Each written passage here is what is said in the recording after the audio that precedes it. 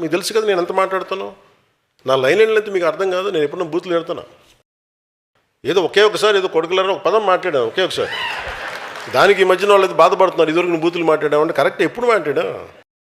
YCP వాళ్ళ నాయకుడు వాళ్ళ వ్యక్తులు ఏం మాట్లాడుతారో ఏం మాట్లాడారో విందాం.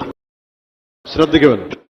పవన్ కళ్యాణ్ గారు ప్యాకేజ్ ఇస్తే వచ్చి మాట్లాడిపోతాడు. నలుగురు పిల్లలు కొత్త కారును మార్చినట్టుగా పిల్లాన్ని మారుస్తాడు. 4 ఏళ్లకు ఒకసారి 5 ఏళ్లకు ఒకసారి పిల్లాన్ని మారుస్తాడు. నేను కూడా చూశారు కదా జగన్మోహన్ రెడ్డి గారు తిడతారు. ఆయన తిట్టలే కాదు తిరిగి నేను నాకు ఎవరి వ్యక్తిగత జీవితంలోకి నేను వెళ్ళను. దాన్ని నేను రాజకీయ లబ్ధి కోసం వాడను. అలాగే నేను ఎవరైనా సరే మీరు మాట్లాడేది పబ్లిక్ పాలసీ మీద మాట్లాడతాను. పబ్లిక్ పాలసీ మీద రెస్పాండ్ అయితే రెస్పాండ్ అవ్వండి. నేను తిరిగి చాలా అనగలను.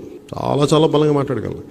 కాకపోతే దానివల్ల సమస్యలు పరిష్కారం అవుతాయి అంటే ఖచ్చితంగా పెట్టుకుంటాను. కాదే వ్యక్తిగతంగా మాట్లాడినప్పుడు ఆ సమస్యలు పరిష్కారం అవ్వవు. ఈ పెద్ద మనిషి 4 భార్యలు పెళ్లి చేసుకుంటాడు.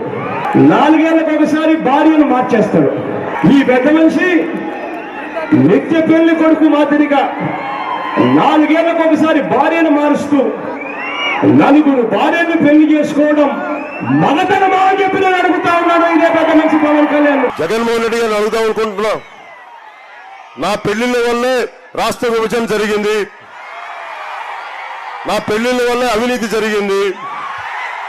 నా పెళ్లిళ్ళ వల్ల పాపం జగన్మోహన్ రెడ్డి గారు జైలుకి వెళ్ళి ఆ కూర్చోబెట్టి కేసుల్లో ఉన్నారు.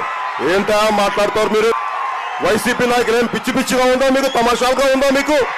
ఏమో మాట్లాడేవాళ్ళు లేదంటే మీ ఇష్టానికి నోరు పేలుతా ఉన్నాయి. జాగ్రత్త, కొంచెం హోషియారుగా ఉండండి. ఇష్టానికి మేము పట్టానికి ఏం లేవు. కొత్తగా ప్యాకేజ్ కారని పెట్టి పవన్ కళ్యాణ్ గారిని కూడా అడుగుతున్నా. అయ్యా పవన్ కళ్యాణ్ గారు, మీకు కూడా 3 భార్యలు, బహుశా 4, 5 పిల్లలు.